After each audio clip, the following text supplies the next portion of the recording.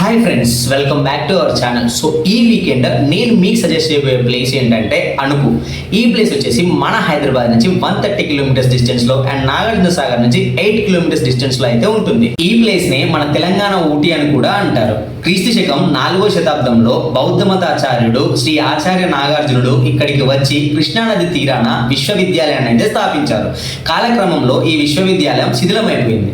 మీరు గనక ఇక్కడికి వస్తే దలైలామా చెట్టును కూడా దర్శించుకోవచ్చు. ఈ అణుకుకి 200 మీటర్స్ లో కృష్ణా పుష్కరాలు జరిగిన ప్లేస్ ఉంటుంది. అది మాత్రం చాలా అద్భుతంగా ఉంటుంది.